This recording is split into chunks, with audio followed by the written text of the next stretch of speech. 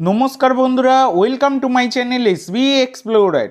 তো বন্ধুরা, সকলকে জানাই শুভ সকাল। তো ফার্স্টে যে আপডেটটা দেবো, তোমরা সকলেই জানতে গতকালকে কিন্তু ইস্ট বেঙ্গলের সাথে কেরালার ম্যাচ ছিল, যে ম্যাচটা কিন্তু ইস্ট বেঙ্গল তারা কেরালাকে 2-1 গোলে হারিয়ে দিয়েছে। বড় জয়লাভ করেছে কিন্তু ইস্ট বেঙ্গল, সেটা বলাই যায়।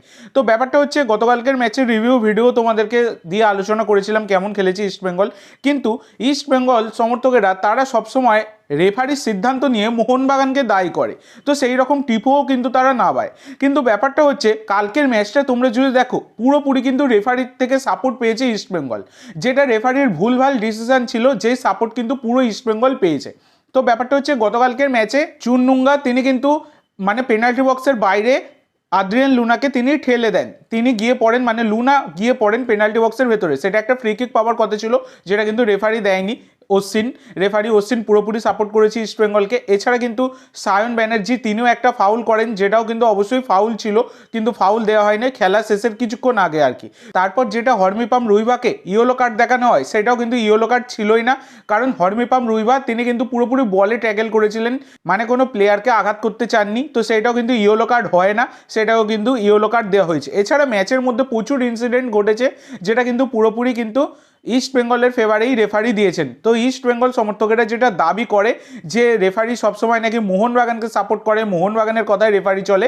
তো কালকে কিন্তু পুরো জিনিসটা প্রমাণ হয়ে গেছে, যে রেফারি কিন্তু কারো কথাতেই চলে না, কাউকেই সাপোর্ট করে না। রেফারি নিজের ভুলভাল ডিসিশন চালিয়ে যায়। এবার সেটা যার ফেভারে যায় তারই আনন্দ, আর যার এগেনস্টে যায় তার পরমানন্দ। এই হচ্ছে ব্যাপার। তো মোদ্দা কথা হচ্ছে, রেফারির থেকে পুরোপুরি সাপোর্ট কিন্তু গতকালকে ইস্ট বেঙ্গল পেয়েছে। তো এরপরে তোমাদের যে আপডেটটা দিতে চলেছি, সেটা হচ্ছে, গতকালকে ইন্টার কাসের সাথে গোকুলাম কেরালা এফসির ম্যাচ ছিল, যেটা কিন্তু গোকুলাম কেরালা দুর্দান্ত খেলে ইন্টার কাসিকে 6-2 গোলে হারিয়ে দিয়েছে। তো ইন্টার কাসির একটা বড় হার সেটা বলাই যায়। হাবাসের দল ইন্টার কাসি, তার থেকে হতাশাজনক পারফরমেন্স কিন্তু দেখা গেছে গতকালকে, এবং বড় ব্যবধানে হেরেছে ইন্টার কাসি। তো এরপরে তোমাদের যে আপডেটটা দিতে চলেছি, সেটা হচ্ছে নরেন্দর গেহলটকে নিয়ে।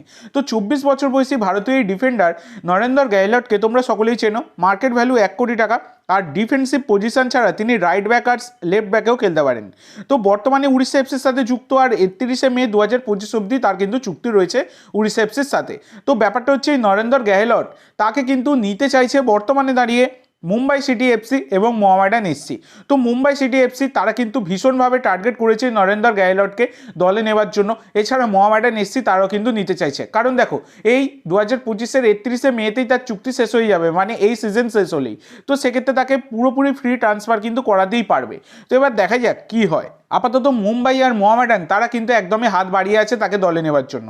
এছাড়া কিন্তু যখন তিনি উড়িষ্যা এফসিতে গেছিলেন, তখন কিন্তু মোহনবাগানও তাকে নিতে চেয়েছিল, কিন্তু মোহনবাগান শেষ মুহূর্তে গিয়ে অতিরিক্ত পয়সা দাবি করায় মোহনবাগান কিন্তু তাকে নেয়নি। এই হচ্ছে ব্যাপার। তো দেখা যাক মোহনবাগান ডিফেন্সিভ পজিশনে সলিডিটি আনার জন্য বা ডিফেন্সিভ সমস্যা মেটানোর জন্য সামনের সিজনে এই নরেন্দর গেহলটকে টার্গেট করে কিনা, সেটাও এখন কিন্তু দেখার বিষয়। তো এরপরে তোমাদের যে আপডেটটা দিতে চলেছি, সেটা হচ্ছে, বেঙ্গালুরু ম্যাচের আগে মোহনবাগানে ফিরছেন গুরুত্বপূর্ণ তারকা। হ্যাঁ বন্ধুরা, ঠিকই শুনছো, আর তিনি কেউ নয়, তিনি হচ্ছেন আশিক কুরুনিয়ান। তো আশিক কুরুনিয়ান একজন দুর্দান্ত প্লেয়ার, তবে খেলার মাঝে ম্যাক্সিমাম টাইমটাই তিনি কিন্তু ইনজুরিতে ভোগেন। এতদিন তিনি ইনজুরির কারণে বাইরে ছিলেন, তবে গত 2 দিন ধরে তিনি চুটিয়ে অনুশীলন করেছেন, এবং যা খবর পাওয়া যাচ্ছে 27 তারিখে বেঙ্গালুরু ম্যাচে তিনি কিন্তু ফার্স্ট 11-এ থাকবেন না, তবে তিনি রিজার্ভ বেঞ্চে কিন্তু ফিরবেন, যেটা কিন্তু মোহনবাগানের জন্য একটা বড়ই সুখবর। আশিকের মতো প্লেয়ার ফিরলে অবশ্যই কিন্তু মোহনবাগানের জন্য ভালোই খবর হবে, সেটা বলাই যায়। এরপরে যে সংবাদটা তোমাদের দিতে চলেছি, একটা গুরুত্বপূর্ণ আপডেট, যেটা বড়ই একটা দুঃসংবাদ, যেটা হচ্ছে আশিস রায়কে নিয়ে। তো আশিস রায় তিনি কিন্তু বেঙ্গালুরু ম্যাচে সাসপেন্ড থাকবেন, তিনি কিন্তু খেলতে নামতে পারবেন না, কারণ তার 4টে ইয়েলো কার্ডের জন্য তিনি কিন্তু বেঙ্গালুরু ম্যাচে সাসপেন্ড থাকবেন।